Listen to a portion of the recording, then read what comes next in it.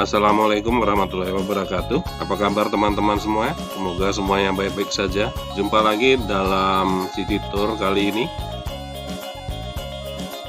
Kepada teman-teman yang belum subscribe, silahkan klik tombol subscribe, nyalakan tanda lonceng, like, share, dan komen. Kali ini kita melakukan city tour di pusat kota Bukit Tinggi. Kota Bukit Tinggi yang terkenal dengan ikon jam gadang dan juga ngarai Sianok.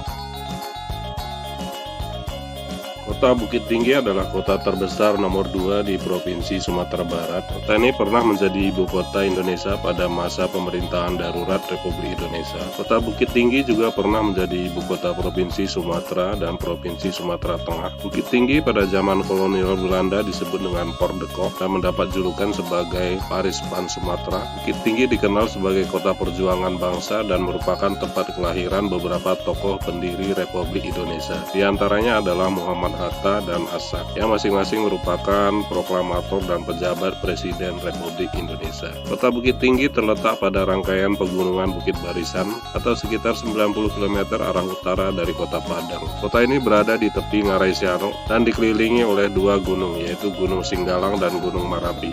Lokasinya pada ketinggian 909 sampai 941 meter di atas permukaan laut, menjadikan Bukit Tinggi kota berhawa sejuk dengan suhu berkisar antara 16 hingga 25 derajat Celcius. Kota Bukit Tinggi semula merupakan pasar bagi masyarakat Agam Tuwong. Kemudian setelah kedatangan Belanda, kota ini menjadi kubu pertahanan mereka untuk melawan kaum Padri. Pada tahun 1825, Belanda mendirikan benteng di salah satu bukit yang terdapat di dalam kota ini. Tempat ini dikenal sebagai Benteng Port de Kock, sekaligus menjadi tempat peristirahatan ofisir-ofisir Belanda yang berada di wilayah jajahannya. Pada masa pemerintahan Hindia Belanda, kawasan ini selalu menjadi pusat dalam ketatanegaraan yang kemudian berkembang menjadi sebuah kota dan juga berfungsi sebagai ibu kota Abdeling, Padang, London, dan Panderabdeling Oud Agam. Oleh pemerintah Jepang, Bukit Tinggi dijadikan sebagai pusat pengendalian pemerintahan militernya untuk kawasan Sumatera, bahkan sampai ke Singapura dan Thailand. Karena di sini berkedudukan Komandan Militer ke-25, pada masa ini Bukit Tinggi berganti nama dari Tasgemente Port de Kock menjadi Bukit Tinggi Siakuso, yang daerahnya diperluas dengan memasukkan nagari-nagari Sianok, Gadut, Kapau, Ampang, Gadang, Batu Taba, dan Bukit Batabuah yang sekarang semuanya itu kini berada dalam daerah Kabupaten Agam. Di kota ini pula pemerintah bala tentara Jepang mendirikan pemancar radio terbesar untuk Pulau Sumatera dalam rangka mengibarkan semangat rakyat untuk menunjang kepentingan Perang Asia Timur Raya versi Jepang. Pada zaman perjuangan kemerdekaan Republik Indonesia, Bukit Tinggi berperan sebagai kota perjuangan, di mana dari bulan Desember 1948 sampai dengan bulan Juni 1949, Bukit Tinggi ditunjuk sebagai ibu kota pemerintahan darurat Republik Indonesia setelah Yogyakarta jatuh ke tangan Belanda. Selanjutnya, Bukit Tinggi pernah menjadi ibu kota Provinsi Sumatera dengan gubernurnya Mr. Tengku Muhammad Hasan. Kemudian dalam peraturan pemerintah pengganti Undang-Undang Nomor 4 tahun 1959, Bukit Tinggi ditetapkan sebagai ibu kota Sumatera Tengah yang meliputi karesidenan Sumatera Barat, Jambi, dan Riau, yang sekarang masing-masing karesidenan itu telah menjadi provinsi-provinsi sendiri.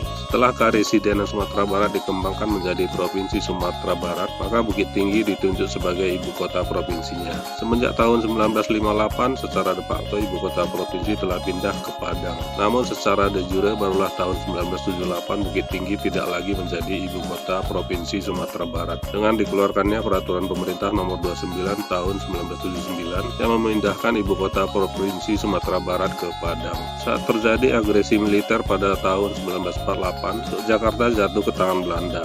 Soekarno-Hatta dan Syahrir ditahan Belanda. Dalam situasi kekosongan pemerintahan itulah Hatta mengirimkan telegram ke Bukit Tinggi yang isinya memerintahkan Syafruddin Prawira Negara yang saat itu menjabat Menteri Kemakmuran untuk mendirikan pemerintah darurat Republik Indonesia. Pemerintahan darurat itu memiliki arti penting bagi eksistensi Indonesia di mata dunia. Secara de facto memang Belanda berhasil menguasai ibu kota negara, tapi secara de jure pemerintah masih terus berlangsung. Keberadaan pemerintah darurat Republik Indonesia menunjukkan bahwa Indonesia masih ada dan berdaulat. Selama 207 hari pemerintah darurat ini bisa bertahan hingga memaksa Belanda menyetujui perjanjian Rum-Royen yang salah satu isinya mengakui kembali kedaulatan Indonesia. Demikianlah peran penting dari kota Bukit Tinggi bagi negara Indonesia, sehingga tidak heran kalau di kota Bukit Tinggi ini banyak terdapat peninggalan-peninggalan yang bersejarah.